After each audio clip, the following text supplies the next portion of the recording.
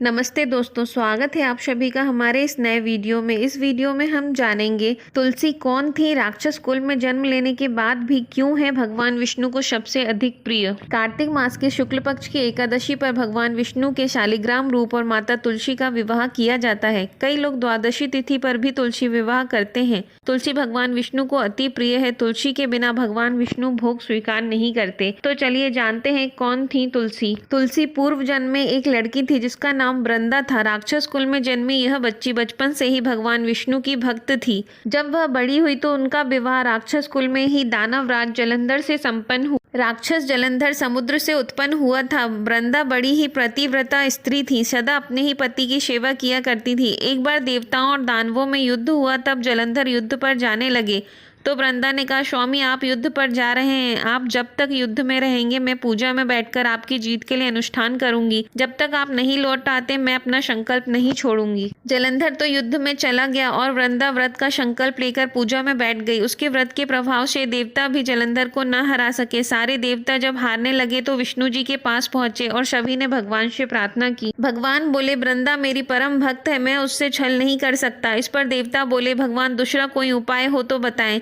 लेकिन हमारी मदद जरूर करें। इस पर भगवान विष्णु ने जलंधर का रूप धरा और वृंदा के महल पहुंच गए। वृंदा ने जैसे ही अपने पति को देखा तो तुरंत पूजा में से उठ गई और उनके चरणों को छू लिया। इधर वृंदा का संकल्प टूटा, उधर युद्ध में देवताओं ने जलंधर को मार दिया और उसका सिर काटकर अलग कर दिया। जलंधर का कटा हुआ सिर जब महल में आ गिरा तो वृंदा ने आश्चर्य से भगवान की ओर देखा जिन्होंने जलंधर का रूप धर रखा था। इस पर भगवान विष्णु अपने रूप में आ गए पर कुछ बोल न सके। वृंदा ने कुपित होकर भगवान को श्राप दे दिया कि वे पत्थर के हो जाएं। इसके चलते भगवान तुरंत पत्थर के हो गए। सभी देवताओं में हाहाकार मच गया। देवताओं की प्रार्थना के बाद वृंदा ने अपना श्राप वापस ले लिया। वृंदा ने भगवान विष्णु को यह भी श्राप दिया कि एक दिन धोखे से उनकी पत्नी का अपहरण कर लिया जाएगा, उन्हें पत्नी वियोग सहना पड़ेगा। वृंदा ने जो भगवान विष्णु को यह श्राप दिया था वह तब सही साबित हुआ तब भगवान विष्णु ने श्री राम का अवतार लिया और उनकी पत्नी सीता का राक्षसों के द्वारा अपहरण कर लिया गया। इसके बाद वे अपने पति का सिर लेकर सती हो गईं।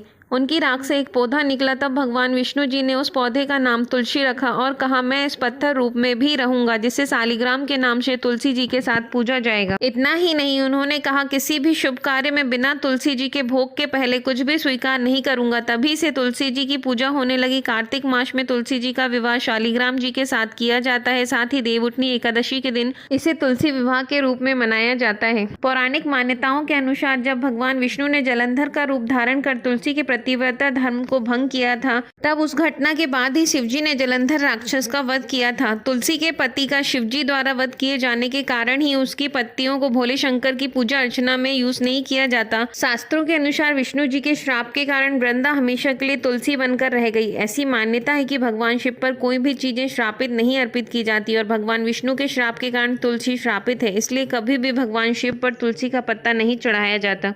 वीडियो में दी गई जानकारी अच्छी लगी हो तो चैनल को लाइक, शेयर और सब्सक्राइब करें। धन्यवाद।